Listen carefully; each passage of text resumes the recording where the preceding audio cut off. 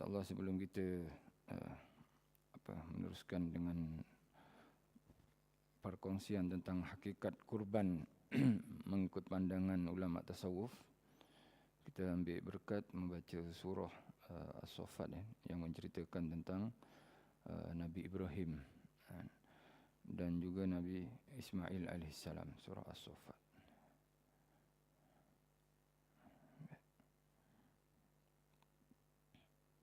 Ayat 99. A'udzubillahi minasyaitonirrajim. Rabbi habli minas salihin. Wa qala inni dhahibun ila rabbi sayahdin. Rabbi habli minas salihin. Fabasharnahu bigulamin halim. فلما بلغ معه السعي قال يا بني إني أرى في المنام أني أذبحك فانظر ماذا ترى قال يا أبت افعل ما تؤمر ستجدني إن شاء الله من الصابرين فلما أسلما وتله للجبين وناديناه أن يا إبراهيم قد صدقت الرؤيا Inna kadzalika najzil muhsinin. Inna hadza lahuwal bala'ul mubin wa fadainahu bidhibhin azim. Wa tarakna alayhi fil akhirin salamun ala Ibrahim. Kadzalika najzil muhsinin. Innahu min ibadinal mu'minin. Wa basyarnahu bi Ishaqa nabiyyan minas salihin. وباركنا عليه وعلى إسحاق ومن ذريتهما محسن وظالم لنفسه مبين. Yani surah As-Saffat dari ayat yang ke-99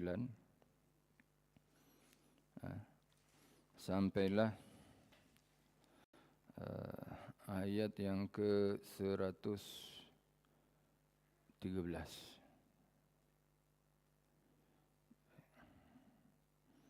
Kita baca terjemah dulu. Sebab ayat ibadah kurban ini berkaitan dengan kisah Nabi Ibrahim AS.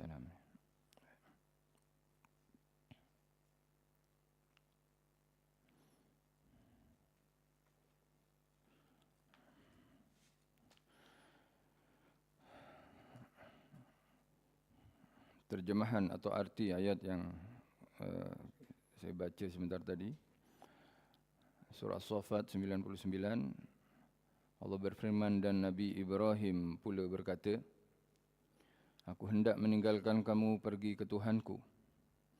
Ia akan memimpinku ke jalan yang benar. Ini ucapan Nabi Ibrahim yang sebenarnya Nabi Ibrahim sendiri mula daripada bujang sampailah berkahwin dengan Sarah dengan Siti Sarah. Kehidupan Nabi Ibrahim bukan lancar, bukan senang, tapi banyak ujian. Banyak dugaan daripada Allah Subhanahu Wa Taala, mula daripada kecil, jadi dari bujang sampailah kahwin, sampai nanti ada anak. Ujian terus menerus. Tapi dari ayat ini, dari ayat 99 sampai 113 kita akan tahu macam mana ujian tadi dilalui dengan ketabahan, kesabaran serta ketakwaan pastinya, serta qanaah, tawakal, percaya kepada Allah. Allah bagi balasan yang sangat-sangat indah di penghujung umur Nabi Ibrahim AS. Jadi mula-mula Nabi Ibrahim selepas berkahwin, Nabi Ibrahim bukan terus dikurniai seorang anak. Lama menunggu keturunan Nabi Ibrahim AS sehinggalah nanti berlaku perjalanan ke Mesir, yang mana Nabi Ibrahim berdua dengan Siti Sarah. Lala sekali di zaman tersebut Raja Mesir yang digelar Fir'aun itu suka kepada perempuan-perempuan. Lebih-lebih kalau perempuan tu cantik, dia pasti ambil dan untuk buat keji lah. Siti Sarah pun berlaku, kena tangkap lala sekali, tapi Allah menjaga Siti Sarah. Setiap Fir'aun nak menyentuhnya, terus Fir'aun ni kaku macam tu. Ada kaku, tak boleh gerak. Sekali coba, 2 kali, 3 kali, lala sekali benda yang tak pernah berlaku pada sebelumnya, Fir'aun pun mengatakan, bawa pergi orang ni. Orang ni ada apa macam ada kerasukan jin ke, syaitan ke. Jadi saya tak boleh mendekati dia. Padahal syaitannya Firaun itu sendiri. Ya. Tapi alhasil daripada peristiwa tersebut Firaun pun apa nama macam buat tebusan, bukan tebusan lah, satu tebus kesalahan. Nabi Ibrahim pun diberi hadiah Hajar kan. Nabi Ibrahim akhirnya dapat Siti Hajar. Siti Sarah pun faham, akhirnya diberikanlah hidup bersama 2 orang tu, 3 orang lah. Sekali kan dikurniakan nantinya Siti Hajar ni Nabi Ismail alaihissalam. Ketika itu, tapi sebelum dapat Hajar ni Nabi Ibrahim banyak berdoa. Dan doanya ada pada ayat yang ke-100, Rabbi habli minas solihin. Ya Allah, Tuhanku, karuniakanlah kepadaku anak yang terhitung dari orang-orang yang soleh. Ini salah satu doa Nabi Ibrahim. Selepas umur 90 tahun kalau tak silap ya. Ada yang mengatakan 113 sesuai dengan ayat ini. Nabi Ibrahim barulah dapat kurniaan Nabi Ismail alaihissalam. Siti Hajar masa itu umur ada yang mengatakan 86 ke atau 90 macam tu usia dia. Yang apa bukan Hajar ya, Hajar kan. Baik. Sarahnya nanti, Ishaknya itu Sarahnya nanti. Sarahnya yang tu. Nabi Ibrahim 90, kemudian ditambah lagi nanti sampailah berapa belas tahun, 13 atau 17 tahun baru dapat Ishak seperti yang Allah firmankan. Lalu kami berikan kepadanya berita yang menggembirakan bahawa ia akan beroleh seorang anak yang penyabar. Yakni sebelum lahirnya Ismail, ya, pastinya setelah doa dan ujian-ujian yang dilalui oleh Nabi Ibrahim, inilah kehidupan ya. Kehidupan itu kan ada impian dalam tasawuf. Kita kan ada impian dalam dunia ini.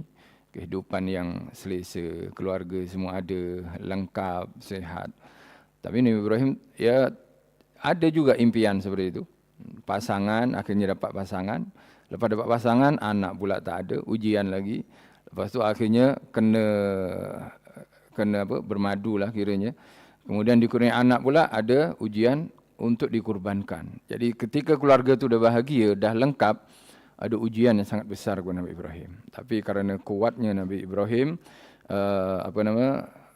iman dia kepada Allah dan kepatuhan dia, ketakwaan dan patuhnya dia kepada Allah, maka apapun akan dia kurbankan untuk mendekatkan dirinya kepada Allah Subhanahu Wa Taala. Itu sesuai dengan kurban. Kurban itu dalam artian qoroba. Qoroba ini mendekatkan. Jadi kurban adalah satu simbol daripada seorang hamba untuk dia mendekatkan dirinya kepada Tuhannya. Jadi kurban, ibadah kurban ini daripada qoroba. Itu sebagaimana disebutkan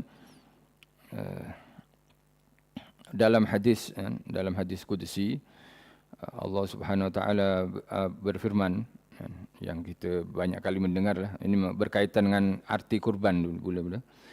Sebelum kita teruskan bacaan arti ayat yang ke-102. Alhasil, arti kurban. Kurban artinya mendekat, mendekatkan diri kita kepada Allah. Sebagaimana firman Allah dalam Al-Quran ketika menyampaikan kepada Nabi Muhammad, sekiranya umatmu bertanya tentang aku, maka katakan aku adalah dekat. Wa idza sa'alaka anni ibadi fa inni qarib. Ketika tanya kepadamu tentang aku, katakan Muhammad qarib. Qarib ini adalah kurban. Qarib ini dekat. Walau Allah tu dekat, yang menjauh tu kita. Allah telah tegaskan dirinya tak jauh dari kita. Jadi sebetulnya jarak kita dengan contoh dengan pasangan kita atau dengan anak kita, kita fikir dah dekat kan? Dan Allah lebih dekat sebetulnya. Masalahnya ketika ada apa-apa, kita bukan minta tolong kepada yang dekat. Kita lebih minta tolong kepada yang jauh. Itu kesilapan. Artinya apa? Ya kita yang menjauhkan diri pada yang dekat. Kita sendiri yang menjauhkan diri kita daripada yang dekat. Sepatutnya kalau minta tolong itu orang yang paling dekat. Zat yang paling dekat, Allah SWT, itu maha mampu atas segalanya. Masalahnya kita yang menganggap Allah jauh. Ketika Allah berkata, hal jazaul ihsanul ihsan, yang adakah balasan kebaikan, pasti kebaikan. Bila kamu menjauh, ya sudah, kita jauh. Jadi sebetulnya di sinilah boleh kita artikan kurban adalah satu simbol untuk kita sedar, bahwasanya kita kena kembali kepada Allah dengan cara mendekatkan diri kepada Allah dan meyakini bahwasanya Allah itulah yang paling dekat dengan kita daripada makhluk-makhluknya. Ya mungkin secara zahiriah, secara zahir kita duduk bersama anak kita, pasangan kita, dekat dengan kita.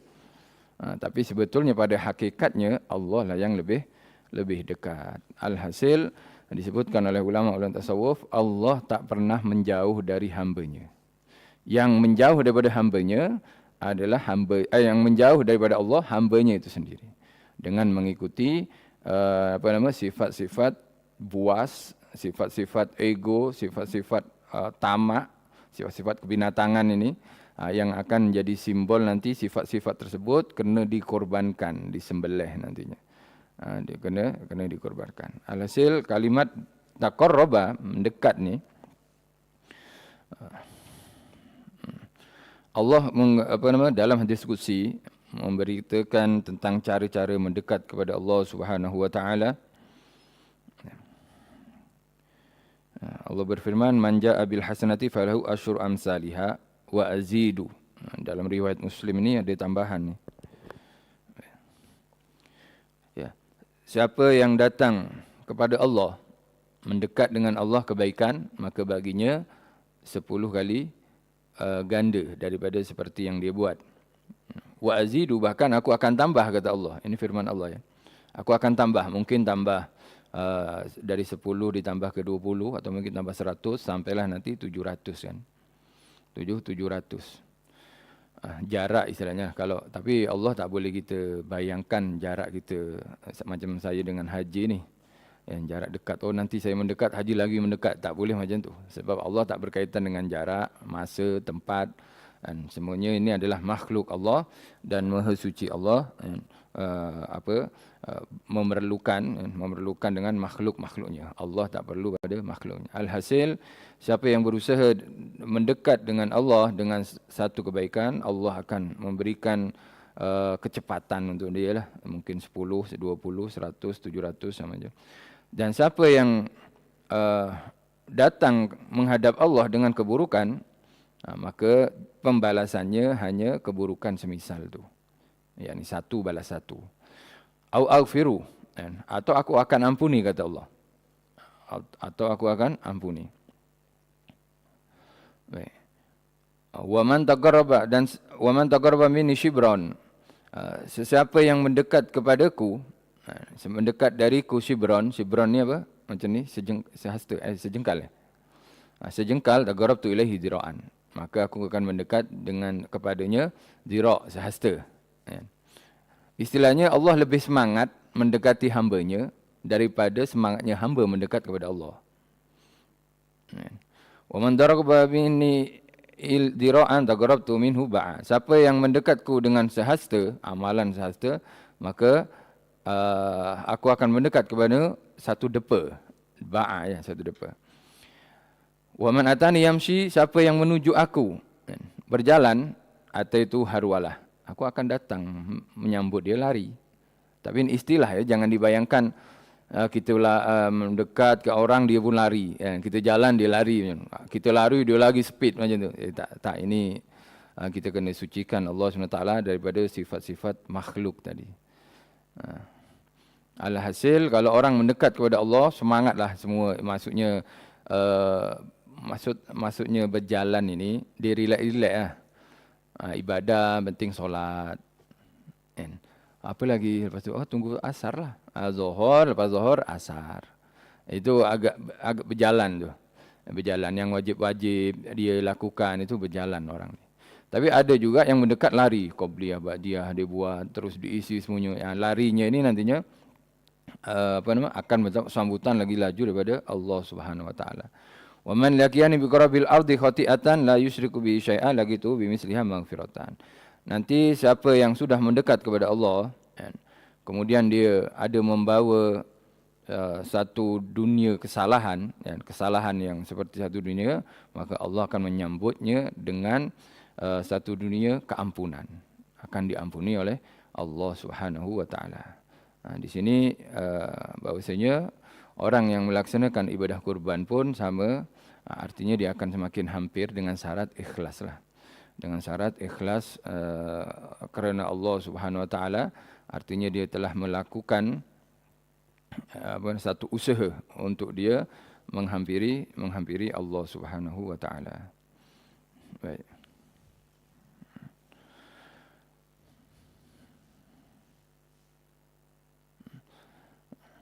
Yang penting kalau ingat kurban, ya, bukan ingat kurban ni secara arti saja dekat, dan Allah lah yang lebih dekat kepada kita. Dan prinsipnya kita kena sedar setiap ada masalah, setiap ada kesulitan, keinginan, mintalah pada yang dekat.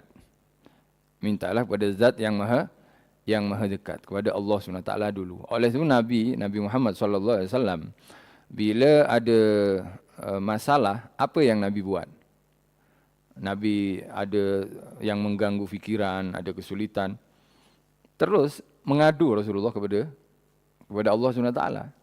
Sebab apa? Nabi sedar Allah yang paling dekat dengan makhluk ini, dan yang paling perhatian dengan makhluknya. Di sini juga di dalam ayat surah As-Saffat ni, ayat 100 tadi, Nabi Ibrahim, ayat 99, Nabi Ibrahim akan minta kepada Allah dengan, ya kita macam tu lah, minta tu kena rasakan bahwasanya Allah ini sangat-sangat dekat. Istilahnya peluang kita diijabah, peluang kita ditunaikan oleh Allah, kena kita pasti atau yakin macam tu. Sebab Allah tu tak jauh daripada kita. Nanti akan diterangkan tentang ibadah kurban, tentang sifat-sifat yang menjadi hijab nantinya antara dia dan Allah SWT. Baik. Arti ayat yang ke-101 tadi, supaya kita dapat bacaan ni, ayat dapat barakah Al-Quran lah. Wa basyarna bi ghulamin halim. Lalu kami berikan kepadanya berita yang menggembirakan, bahawa ia akan beroleh seorang anak yang penyabar. Nabi Ibrahim masa menerima berita tersebut tak tahu penyabar macam mana. Sabar mungkin kalau kena marah dia tak balas, tak membalas, tak melawan. Mungkin fikiran kita kan macam tu kan. Lala sekali sabarnya lain ni. Sabarnya tu sabar yang memang sampai kepada ujung penyabar. Kalau kita mungkin wallahu alam sudah. Sebab kurban Nabi Ibrahim ni adalah kurban yang terbesar daripada kurban kita semuanya. Pertama, dialah anak yang ditunggu-tunggu. Ketika umur 13 tahun dah sedang elok, boleh bantu tolong mak ayah dia, disuruh sembelih pula. Jadi ujian sangat besar lah. Kalau kita kan hanya berapa persen daripada tabung kita kan. Berapa korban tu? 100,500, 60 ringgit ke apa?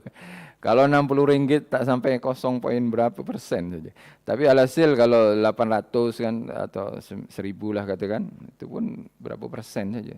Kalau nak akhirnya dalam ayat yang ke-102 Allah menyatakan dan artinya, maka ketika anaknya itu sampai ke peringkat umur yang membolehkan dia berusaha bersama-sama dengannya, kan dah tolong Nabi Ibrahim kan, tolong angkat barang, tolong memperbaiki Kaabah kan macam tu.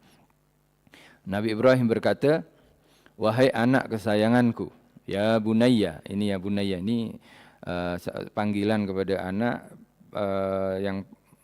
anak yang dimanjakan atau anak yang disayang. Ya bunayya, wahai anak kesayanganku. Sesungguhnya aku melihat dalam mimpi bahawa aku akan menyembelihmu. Mimpi seorang nabi itu wahyu ya. Mimpi seorang nabi itu wahyu. Tapi dalam kitab tafsir, sebagian kitab tafsir menceritakan mimpinya Nabi Ibrahim ini berlaku bukan satu kali. Ada dia mengatakan 2 kali, ada mengatakan 3 kali mimpinya. Jadi hari malam ke-7 Kan. Malam ke-7 Nabi Ibrahim tu, malam ke-7 Nabi Ibrahim mimpi. Kemudian akhirnya dia tak yakin lagi. Betul ke ada wahyu macam ni, sembelih anak yang aku minta suruh sembelih pula kan. Akhirnya Nabi Ibrahim diam. Malam ke-8, malam ke-8-nya mimpi lagi. Mimpi ke-8. Ketika dah mimpi kali kedua inilah Nabi Ibrahim berfikir. Berfikir itu dalam bahasa Arab fakkara atau rawwa. Rawwa yurawi tarwiyah, kan nama hari tarwiyah kan. Ke-8 kan hari tarwiyah. Kerana apa? Kerana malamnya Nabi Ibrahim itu mimpi kali kedua untuk menyembelih Nabi Ismail AS. Akhirnya mimpi. Ini agaknya benar ni kedua kali. Lalas sekali, malam ke-9 pula, mimpi lagi ketiga kalinya. Itulah disebut Arafah. Arafah itu alima, yakni tahu dan pasti, yakinlah. Akhirnya disebut hari Arafah. Hari Arafah. Mimpi ketiganya. Ketika dah Arafah ini, ketika Arafah inilah Nabi Ibrahim menyampaikan anaknya. Menyampaikan berita atau mimpinya kepada anaknya Nabi Ismail, kepada anaknya yang bernama Nabi Ismail AS. Nabi Ibrahim berkata, wahai anak kesayanganku, sesungguhnya aku melihat dalam mimpi bahawa aku akan menyembelihmu, maka fikirkanlah apa pendapatmu. Ini satu pengajaran juga, satu pendidikan ya dari seorang ayah kepada anak, bahawasanya ayah tak boleh ambil satu pendapat dari dia saja, tapi dia juga kena tengok pandangan dan pendapat daripada anaknya, seperti dicontohkan Nabi Ibrahim. Ini kelembutan hati seorang Nabi lah ni. Kelembutan hati seorang Nabi. Sebab ada sebagian orang sekali mimpi tak banyak cakap, terus buat saja. Tak ada nak discuss atau nak musyawarah, bincang, tak ada. Nabi Ibrahim mengajak bincang anaknya. Akhirnya Nabi Ismail menjawab, anaknya menjawab, wahai ayah, jalankanlah apa yang diperintahkan kepadamu, insya-Allah ayah akan mendapati daku dari orang-orang yang sabar. Jadi berita Allah yang sebelumnya, sebelum dapat Nabi Ismail itu kan beritanya akan dapat anak yang penyabaran. Dari sini ketika berlakunya penyampaian tersebut baru Nabi Ibrahim faham. Oh inilah, betul lah, sesuai lah dengan berita sebelumnya. Jadi Nabi Ibrahim semakin semakin yakin dengan berita atau mimpinya tadi. Sebab sesuai dengan yang diketahui sebelum lahirnya Nabi Ismail alaihissalam. Baik. Peristiwa tersebut ini menceritakan satu keluarga sebetulnya, bukan sakat ayah dan anak, tapi juga kepada Siti Hajar. Hajar itu sendiri dia bukan tak tahu Nabi Ismail itu akan disembelih. Jadi satu keluarga ni dah keluarga mawaddah, sakinah, mawaddah warahmah sudah. Ini sempurna keluarga ni sudah. Dah sempurna. Jadi akhirnya Nabi Ismail diberi pakaian oleh Siti Hajar kan. Ada yang mengatakan tak tahu Hajar, ada yang mengatakan tahu. Siti Hajar tu tahu. Dalam tafsir diceritakan yang tahu tu hanya Ismail dan Ibrahim. Tapi sebetulnya Hajar pun tahu sebab Siti Hajar ni orang yang bertakwa. Buktinya apa? Buktinya Siti Hajar ketika ditinggal oleh Ibrahim, ketika baru dilahirkan Ismail kan dihantar ke Mekah kan. Akhirnya di Zamzam tu kan. Keluar dari Zamzam tu kan. Kan ditinggal oleh Nabi Ibrahim. yakni seorang ibu dan anak masih bayi ditinggal oleh suami di tempat yang gersang, tandus. Ya. Tapi ketika Siti Hajar mengatakan ini kehendakmu atau ini adalah perintah Allah. Nabi Ibrahim, ini perintah Allah. Mula-mula ayat tadi. Ini perintah Allah SWT. Akhirnya Siti Hajar, kalau perintah Allah, maka aku yakin Allah menjagaku atau menjaga kami. Akhirnya Nabi Ibrahim dengan lapang dada meninggalkan. Lalu sekali kan nanti cerita dalam Rahiqul Makhtum tu berlakulah cerita tersebut. Jadi keluarga ni baik semuanya ya. Suami baik, isterinya baik dan juga anaknya juga baik. Lalu sekali nanti di secara terusannya ayat tadi akhirnya disembelih lah. Disembelih ada beberapa syarat sebetulnya dialog atau perbualan masa penyembelihan itu antara Nabi Ismail dan Nabi Ibrahim alaihissalam. Baik, setelah ayat 103 Allah berfirman, setelah kedua-duanya berserah bulat, yakni dua-dua menjunjung perintah Allah itu, yakni betul-betul berserah diri kepada Allah, dan Nabi Ibrahim merebahkan anaknya dengan meletakkan iringan mukanya di atas tompok tanah untuk disembelih lah. Kami sifatkan Ibrahim dengan kesungguhan azamnya itu telah menjalankan perintah kami. Akhirnya disembelih Nabi Ismail. Nabi Ismail ini sempat dibelih. Dalam buku itu sempat dibelih, tapi tak luka. Nabi Ismail pun berkata, ayah, jangan ini untuk Allah, jangan sekali-kali ragu. Tekan betul-betul maksudnya. Yakni sembelih betul-betul, jangan ya tak iya lah macam itulah. Kata Nabi Ibrahim, tak, saya memang ini kuat ni, tapi kenapa tak luka? Akhirnya dia try ke batu. Batu dipukulkan ni, pecah batu tu. Ni tengok batu ni pecah. Try lagi, sembelih lagi. Jadi azam tu betul-betul disembelih tu. Betul-betul berlaku. Akhirnya ketika melihat kesungguhan Nabi Ibrahim nak menyembelih anaknya, Allah berfirman, serta kami menyerunya, wahai Ibrahim. Dikatakan. Ini terusan ayat lah. Nanti tengok dalam surah Saffat.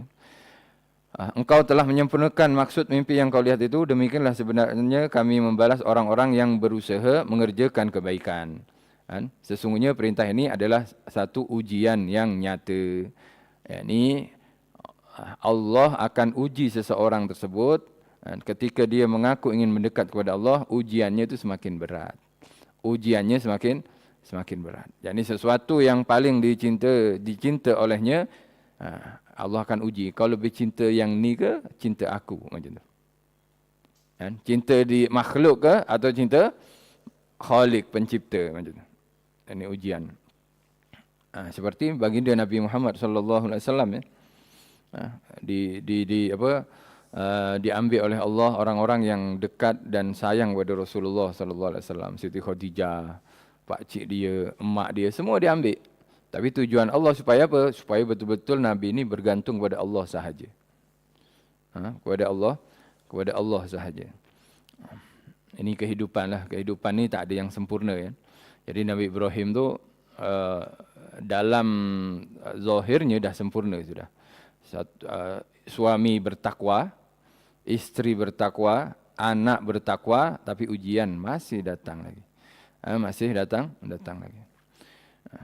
Tapi Allah SWT kita baca terus ini supaya kita tahu balasannya nanti. Sesungguhnya perintah ini adalah satu ujian yang nyata.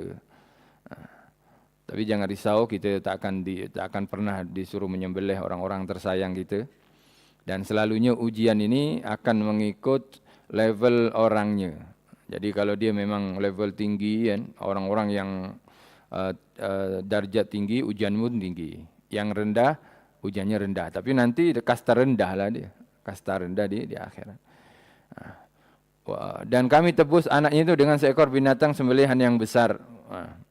Ini balasan Allah yang pertama ya. Melihat kesungguhan tadi, Allah tukar Nabi Ismail dengan seekor binatang sembelihan yang dikatakan oleh sebagian mufassirin kambing tersebut adalah kambing Habil tu kan.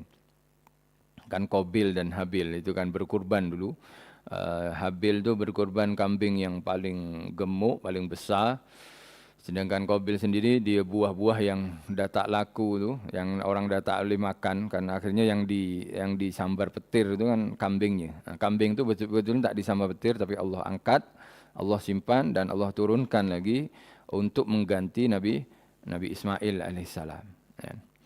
Dan kami kekalkan baginya nama yang harum dalam kalangan orang-orang yang datang kemudian. Akhirnya ibadah yang dilakukan Nabi Ibrahim, Allah kekalkan ibadah tersebut sampailah manusia-manusia seterusnya. Sampai kita, yakni ibadah kurban. Salamun ala Ibrahim. Akhir. Salam sejahtera kepada Nabi Ibrahim. Ini dapat salamnya bukan daripada makhluk lagi sudah, daripada Allah. Bila Allah mengatakan keselamatan dan kesejahteraan, celaka tak Nabi Ibrahim? Tak mungkin sudah. Tak mungkin. Ketika Allah dah mengucapkan salam kepada hambanya, pasti selamat orang tu. Salam, keselamatan, assalamualaikum. Keselamatan bagimu, pasti selamat orang ni sudah. Kalau Allah yang mengatakan, kalau kita kan doa kan. Ya, termasuk yang mendapat salam mendapat salam daripada Allah selain Nabi Ibrahim adalah Siti Khadijah. Siti Khadijah mendapat salam daripada Allah dan juga salam daripada Jibril alaihissalam. Siti Khadijah ini memang termasuk perempuan yang terselamat lah, yang paling selamat di dunia. Demikianlah kami membalas orang-orang yang berusaha mengerjakan kebaikan. Baik. Kemudian sesungguhnya Nabi Ibrahim itu dari hamba-hamba yang beriman, mukminin, diakui. Banyaklah gelaran yang didapat oleh Nabi Ibrahim selepas pengorbanan tadi. Yang pertama perbuatannya dikekalkan oleh Allah SWT kan. Ibadahnya kan dikekalkan kan sampai umat-umat berikutnya. Yang kedua, dia dapat salam. Keselamatan, assalam sudah, atau ialah yang diselamatkan. Yang ketiga, najzil muhsinin, dari golongan muhsinin. Ya, orang-orang yang mengerjakan kebaikan. Muhsinin ini dah level tinggi sudah. Kemudian mukminin. Ini yang mengakui Allah ini, bukan Nabi Ibrahim, bukan Nabi Ibrahim sendiri, tapi Allah SWT. Kemudian dia dapat lagi selepas pengorbanan tadi, dan kami pula berikan kepadanya selepas mukminin, muhsinin, dan kami pula diberikan lagi, balas lagi oleh Allah SWT kepadanya berita yang menggembirakan bahawa ia akan beroleh seorang anak, Ishak nama dia. Dapat anak lagi, jangan risau, dapat anak lagi yang akan menjadi nabi yang terhitung dari orang-orang yang soleh. Kalau Nabi Ismail dari penyabar, kan? Juga Nabi Ismail itu ialah datuk Nabi Muhammad kan. Ishak pun diakui oleh Allah keturunan Nabi Ibrahim yang gelarnya as-solihin, minas solihin. Itu yang berikutnya dapat anak sudah ya. Kemudian dapat lagi, dan kami limpahi berkat kepadanya dan kepada anaknya Ishak, dan di antara zuriat keturunan keduanya ada yang mengerjakan kebaikan dan ada pula yang berlaku zalim dengan nyata terhadap dirinya sendiri.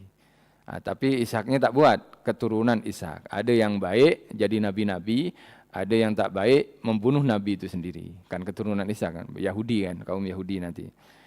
Itulah cerita.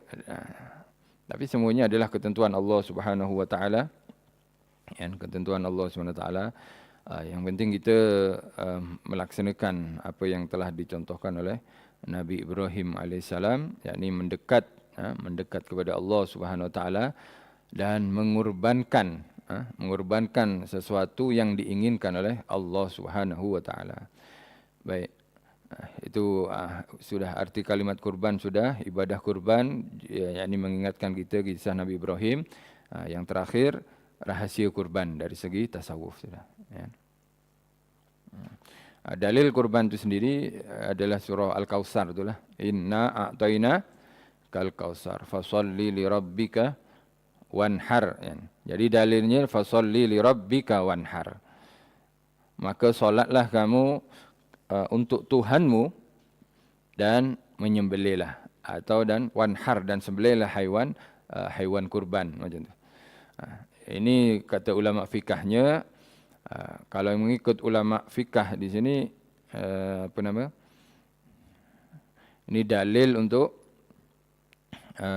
untuk solat Idul Adha.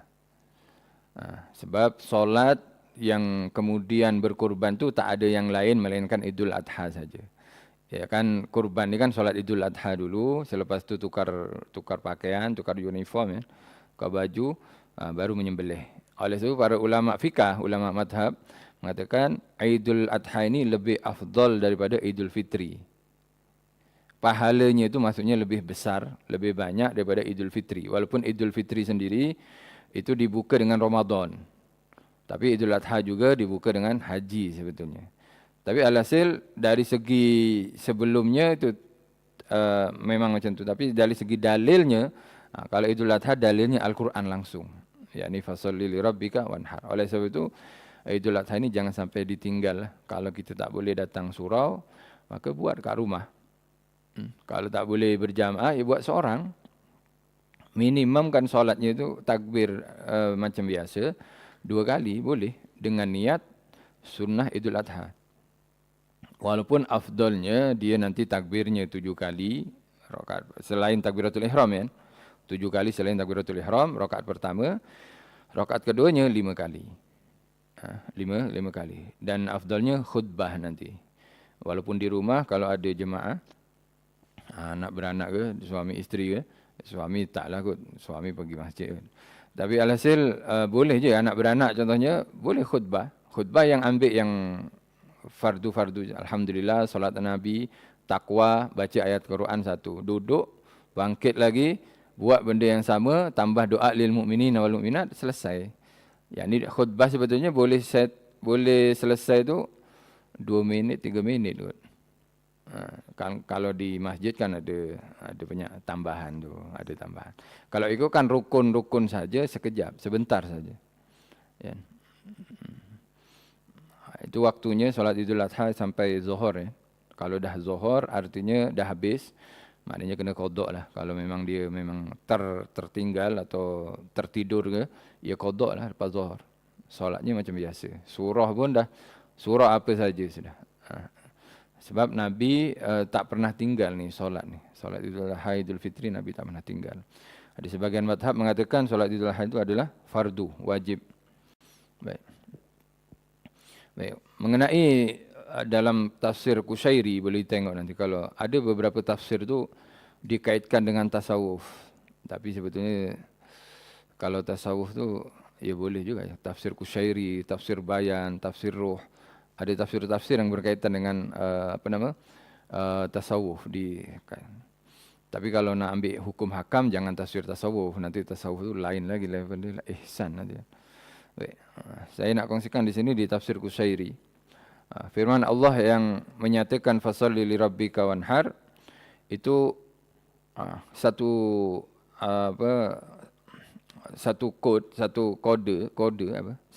simbol lah, ya. Adalah perintah Allah yang menghimpun dua perkara antara ibadah badan dan ibadah harta. Macam tu. Ini dalam tafsiran lah, dalam tafsiran tasawuf tu. Ya. Kalau tafsir sebenar fasalli rabbika wanhar, solli salatal id wanhar an-nusuk. Yani solatlah kamu solat Idul Adha dan sembelihlah haiwan kurban kamu. Tafsir sebenar memang macam itulah. Wa yuqal, ada yang mengatakan ulama tasawuf ni disebutkan jama'alahu fil amr, kan? Dikumpulkan baginya dua perkara ni. Bainal ibadah badaniyah, ibadah badan, solat dan ibadah harta. Wa yuqal, kan? Ada pendapat lain dari ulama tasawuf. Ulama tasawuf ni ya sebahagiannya kan dari ilham kan. Daripada ilham, kemudian daripada mukasyafah, dari hijab yang terbuka sehinggalah dia boleh tahu benda. Nak tanya dalil tu kadang ya tak boleh juga, tak ada juga dalilnya. Tapi banyak ada dalil ya, tasawuf banyak ada dalil. Ada sebagian ucapan-ucapan mereka ini memang ilham daripada Allah SWT. Kalau disesuaikan dengan dalil ya selaras sebetulnya. Sebab ilham daripada Allah, dalil pun daripada Allah Subhanahu Wa Taala. Baik, wa yuqal wanhar istiqbal qiblata binahrik, irfa yadaika fi salatika ila nahrik. Ada yang menyebutkan juga kalimat wanhar, menghadaplah kiblat kamu. Kalimat wanhar tu sembelihlah maksudnya. Menghadaplah kiblat dengan haiwan kurbanmu.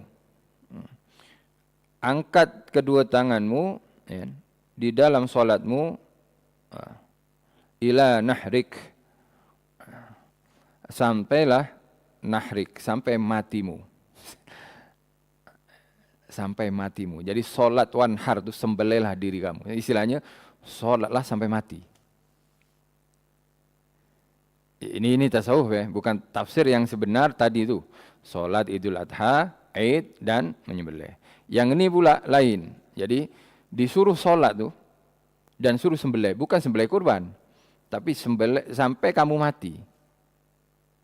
Yani sembelihlah kamu dengan solat, seakan-akan macam itulah. Bukan sembelihlah dengan solat. Alhasil macam apa? Angkat tanganmu di solatmu sampailah kematianmu.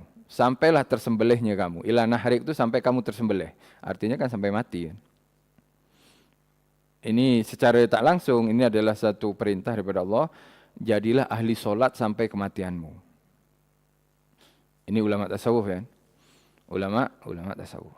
Dan itu dilakukan oleh Nabi Muhammad SAW. 5 waktu Nabi tak pernah tinggal. dengan sengaja 5 waktu ni dalam keadaan musafir ke, mukim, sakit, sehat, tua, muda, maksudnya Nabi tak pernah tinggal solat. Sememangnya Nabi tak pernah tinggal, bahkan Nabi laksanakan dengan berjemaah.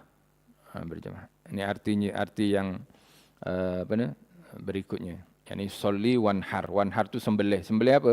Sampai kamu yang disembelih. Sembelih maksudnya sampai kamu dicabutnya nyawa. Wa yuqal, pendapat berikutnya dalam tasawuf, do' yaminika ala yasarik fi solat wa ja'al tahta nahrik. Ini lebih kurang sama. Letakkan tangan kananmu ya, di atas tangan kirimu ketika solat. Wa ja'al hajan, jadikan itu ketika kamu dah mati. Ya memang macam itulah. Jadi sangat sesuai dengan sebelumnya lah. Solatlah kamu, angkat kedua tanganmu dalam solat sampai kematianmu. Kematian pun posisinya macam solat kan. Orang mati kan macam ni juga kan, diikat nanti. Jadi memang dia hidup dalam gambaran solat, matinya pun dalam gambaran solat. Ahli solat nantinya dia. Inna syani'aka lahu abtar ay la yukar bi khair muqantati'un minku kulli khair. Yani berikutnya inna syani'aka, ya, orang-orang yang mengutukmu huwal abtar. Mereka lah orang-orang yang tidak ada kebaikan langsung atau orang-orang yang diputus oleh Allah dari melakukan kebaikan. Yani orang-orang yang mengutuk Nabi Muhammad sallallahu alaihi wasallam daripada kafir Quraisy. Itu tafsir daripada dalil penyembelihan ya, haiwan kurban. Baik, ada soalan ni sebelum kita masuk kesimpulan. Menurut Imam Ghazali ini tasawuf juga ya, ibadah kurban tu macam mana?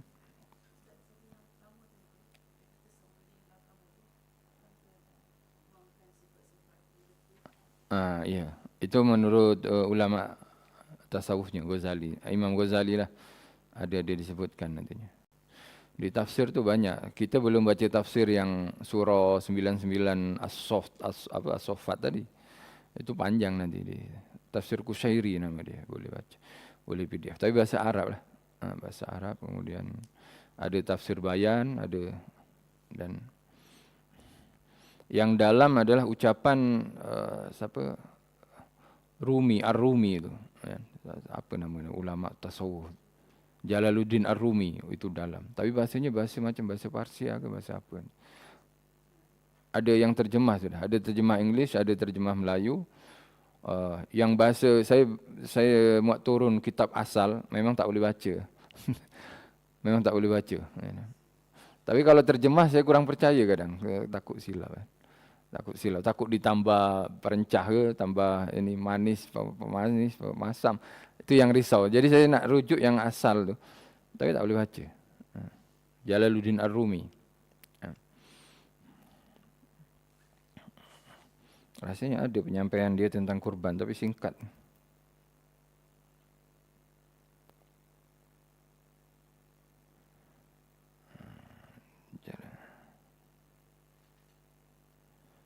Tak ada Imam Ghazali. Kita macam khutbah je lah. Tasawuf balik ke Abu Yazid Al-Bustami dan Imam Ghazali. Baik. Berikutnya kita kongsikan rahsia kurban dari segi tasawuf. Ini menurut Imam Ghazali lah. Yang pertama adalah penyembelihan. Penyembelihan kurban ini adalah simbol untuk penyembelihan sifat kebinatangan lah.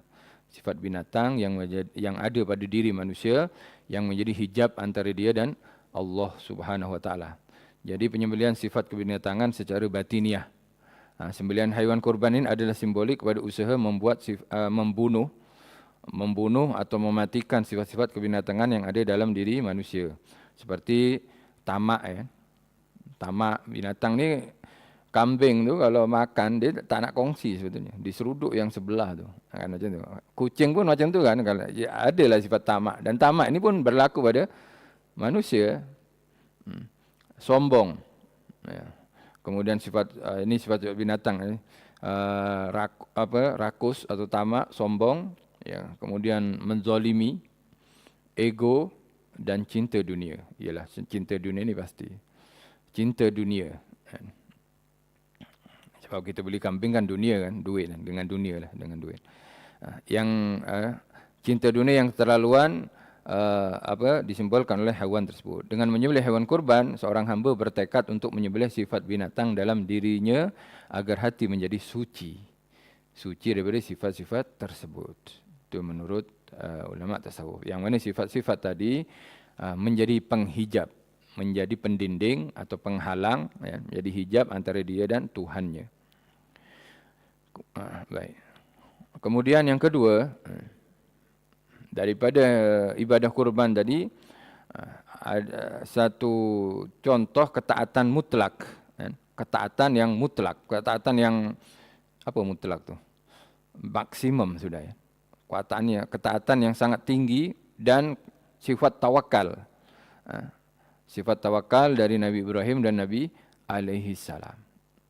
Alaihimassalam ya. Ya.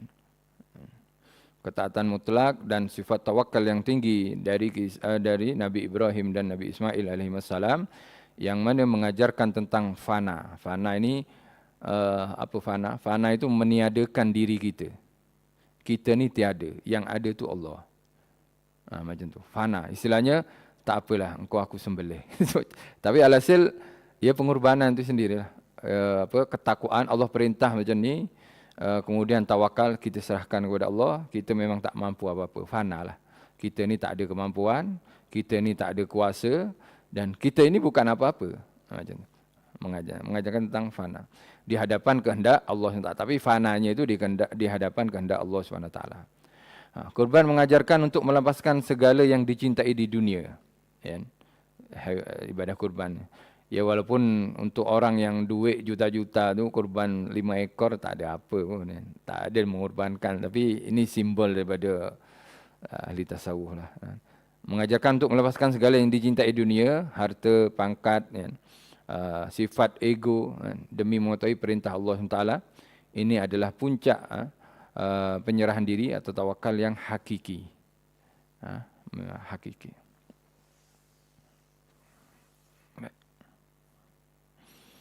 Ini sebenarnya pengorbanan macam ni banyak kita lalai. Contohnya ketika ada seruan-seruan kebaikan, kita malas kan, jarang atau kedekut atau malas. Istilahnya kita tak menyambut betul-betul perintah Allah Subhanahu Wa Taala sendiri. Kadang kita tangguh, nanti jelah. Itu artinya kita memang kurang ke. Kefanaan tu sifat kesedaran dalam diri fana ke atas kehendak Allah memang tiada, dan kurban ini mengajarkan hal tersebut, kata Imam Ghazali ini. Baik, pembersihan hati. Yang ketiga, pembersihan hati daripada cinta harta dunia, yakni selain Allah Subhanahu Wa Taala. Ya. Ini hikmahnya lah. Membersihkan hati dari cinta harta dunia. Dulu kambing tu memang harta idaman lah. Ya. Unta, hewan-hewan ternak kan idaman. Kalau sekarang, ya lain sudah. Sekarang kenderaan sebetulnya. Tapi tak adalah kita disuruh sembelih selain 3 tu kan. Ya. Tapi alhasil pembersihan hati daripada cinta harta dunia, yakni membersihkan hati dari selain Allah SWT. Ya, maksudnya ibadah kurban adalah bukti seorang melepaskan ketertarikan hati pada harta benda. Haiwan yang disembelih adalah harta yang disayangi. Kalau orang dululah. Haiwan yang disembelih ini adalah harta yang disayangi dan ia kurbankan untuk diberikan golongan yang memerlukan, yakni fakir miskin. Ini mengajarkan jiwa untuk tidak menjadi hamba harta. Melainkan menggunakan harta untuk tujuan mendekatkan diri kepada Allah SWT. Jadi pengajarannya, daripada kurban itu sendiri, kita jadikan kurniaan Allah yang berupa harta tadi untuk perantara kita dekat dengan Allah. Untuk perantara dekat dengan Allah. Kalau memang tengok ayatnya, ya memang ibadah yang mengandungi ayat tadi fasolli lirabbikal wanhar, ibadah yang mengandungi 2 pertalian lah, 2 hubungan kan, hubungan dengan Allah dan hubungan sesama manusia. Ya, kan solat tu solat tu connection, hubungan kan solat. Kemudian nanhar itu hubungan dengan sesama manusia. Jadi kita baik dengan Allah, hablum minallah wa hablum minan nas dalam bahasanya itu. Tali Allah diperbaiki, dieratkan, dengan tali manusia pun dieratkan. Tapi alhasil mengajarkan berkorban ini mengajarkan jiwa kita untuk tidak menjadi hamba harta, melainkan menggunakan harta tadi untuk mendekatkan diri kita kepada Allah Subhanahu Wa Taala. Baik. Yang keempat, Kalau saya lah yang keempat sini, tak tahu yang muslimat sini dapat berapa, tak tahu dah. Tapi penyucian jiwa dan keampunan dosa secara maknawi. Ya. Ini kalau dilihat secara zahir, haiwan kurban ada menyembelih binatang yang masih hidup, dimatikan, ya, dibunuh lah istilahnya. Tapi secara batinnya itu adalah penyucian jiwa dan keampunan dosa secara maknawi. Darah haiwan yang tumpah melambangkan keampunan dosa-dosa yang dilakukan oleh anggota tubuh kita. Dalam sebuah riwayat, amalan kurban adalah yang paling disukai Allah pada hari Nahar, pada hari 10 Zulhijjah. Tak ada amalan terbaik 10 Zulhijjah melainkan ini saja, kurban lah. Walaupun untuk orang haji, kan, orang haji pun disunahkan berkurban. Kan. Di mana ampunan dosa dikaitkan dengan setiap titisan darah kurban tersebut. Ini riwayatnya macam tu. Baik. Kemudian yang kelima, penghayatan ketaatan dan kemurahan. Penghayatan ketaatan, yakni simbol ketaatan lah, dan kemurahan hati. Kemurahan, penghayatan ketaatan dan kemurahan hati. Taat kepada Allah, murah hati sesama manusia, boleh artikan macam tu juga. Ibadah kurban melatih hati untuk menjadi pemurah, peduli terhadap sesama dan bersyukur atas nikmat Allah. Ia memperingatkan manusia tentang nilai kemurahan hati dan mengkikis sifat kikir atau bakhil, kedekut, yang merupakan penyakit hati yang berbahaya dalam tasawuf. Dua penyakit ini, bakhil, kikir, ini satu sebetulnya. Ini sifat yang berbahaya dalam tasawuf. Atau yang kedua, tidak bersyukur. Baik, keenam, kita sedia maklum yang ini. Kendaraan menuju akhirat dalam aspek batiniah. Kurban dilaksanakan dengan ikhlas akan menjadi saksi dan kendaraan yang memudahkan manusia melintasi titian sirat di akhirat kelak, menandakan bahawa amalan tersebut hidup dan berbekas dalam jiwa. Ditengoknya sudah dimakan, dah dimasak, tapi pada hakikatnya itu akan menjadi kendaraan kita yang hidup, bahkan laju nanti mengantar kita dari satu sisi bagian sirat, ya, ke sisi yang berikutnya. Mudah-mudahan kita jadikan hamba-hamba yang selamat di titian sirat ni. Amin ya rabbal alamin. Ada 6 saja.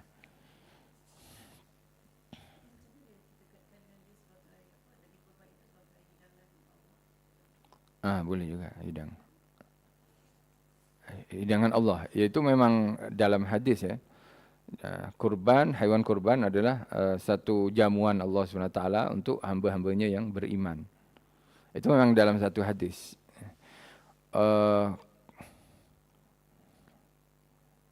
Maksudnya apa itu?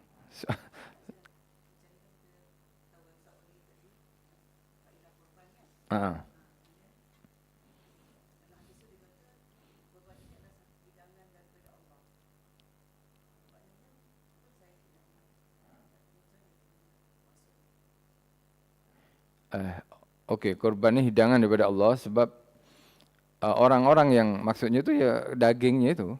Kalau ikut hadisnya, ya. Kalau ikut hadis artinya ketika Allah mewajibkan atau menyunahkan, mewajibkan kalau di nazar tu wajib kan. Kalau disunahkan berkurban, maka Allah telah menghidang bagi orang yang tak mampu makan daging tu. Allah hidangkan bagi mereka daging yang di luar kemampuan mereka untuk fuqara masakin.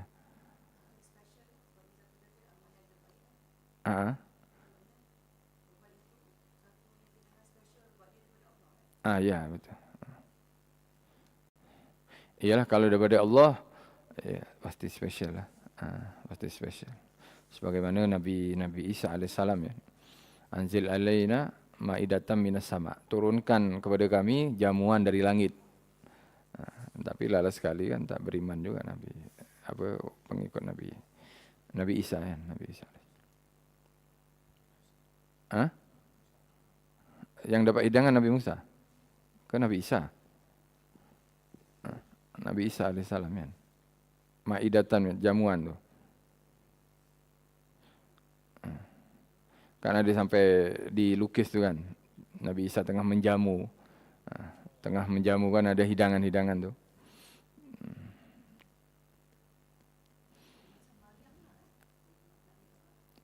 Siti Maryam yang itikaf tu. Yang tak keluar mana-mana, Nabi Zakaria bertanya kan. Nabi Zakaria, ya, pakcik dia. Nabi Zakaria. Anna laki hadha, ya Maryam anna laki hadha. Mana dapat ni Maryam? Itu daripada sisi Allah SWT. Sebab buah tu susah nak dapat dan bukan musimnya. Dan Maryam pun tak keluar mana-mana. Sebab dia dah serah diri kepada Allah kan. Serah diri kepada Allah, fokus taat kepada Allah. Ya itu kurniaan Allah SWT. Tapi alhasil cerita-cerita macam tu kita ambil dari segi hikmahnya. Jangan ambil zahirnya. Sebab kita ada aturan ibadah sendiri. Umat Nabi ada syariat sendiri. Dia orang syariatnya macam tu. Jadi jangan ikut, oh anak nak jadi Maryam, anak nak jadi Ibrahim.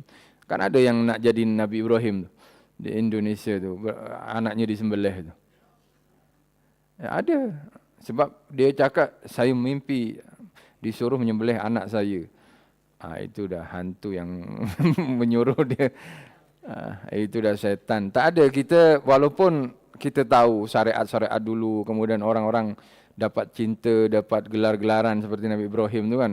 Assalam, kemudian dapat apa mukmin, muhsinin.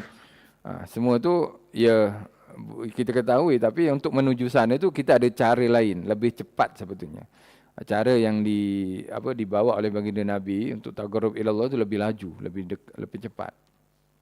Lebih dekat. Alhamdulillah Nabi Ibrahim kan susah kan, anak kan, semestinya anak. Dan itu hampir berlaku kepada Datuk Nabi Muhammad kan, kepada Datuk Nabi, hampir berlaku kepada Datuk Nabi Muhammad. Tapi alhasil semuanya atas ketentuan Allah, kita diberikan jalan yang short lah, jalan singkat, jalan tikus lah kiranya untuk mendekat kepada Allah SWT. Wallahu a'lam bishawab. Ada soalan lain?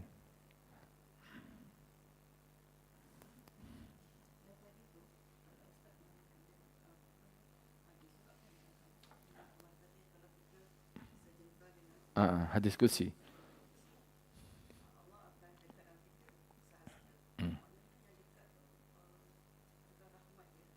Oh ya, pastinya.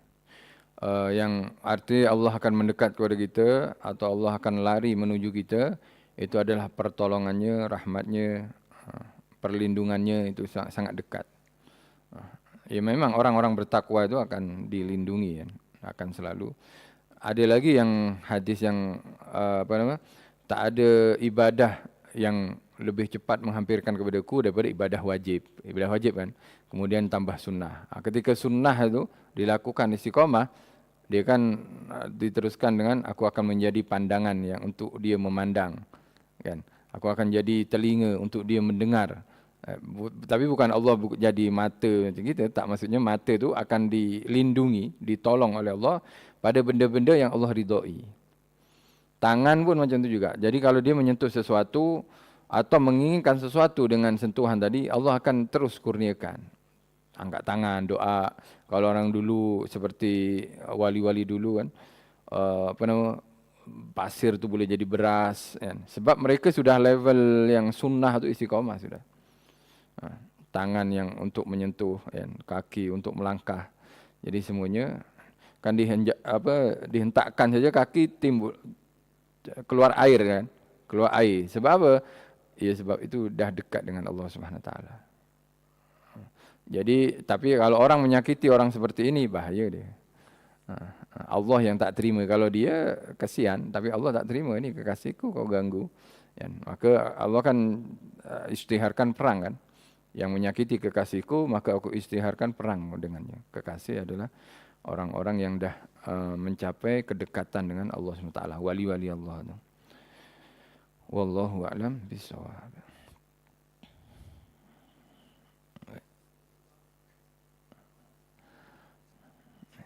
Bismillahirrahmanirrahim. Alhamdulillahirabbil alamin. Allahumma shalli wa sallim ala sayyidina Muhammadin wa ala ali sayyidina Muhammad. Allahumma hdina bihudak waj'alna mimman yusari'u fi ridak wa la tuwallina waliyan siwak wa la taj'alna mimman khalafa amraka wa 'asak. Wa hasbunallahu ni'mal wakil wa la haula wa la quwwata illa billahil aliyyil azim. Wa sallallahu ala sayyidina Muhammadin wa alihi wasallam. Alhamdulillahirabbil alamin. Al-Fatih. Alhamdulillahirabbil alamin. Alhamdulillah, jazakumullah khairan katsira. Terima kasih saya ucapkan atas segala perhatian. Kekurangan, kesilapan, kasar dalam penyampaian mohon dimaafkan. Wabillahi taufiq wal hidayah wa ridha wal inayah. Assalamualaikum warahmatullahi wabarakatuh.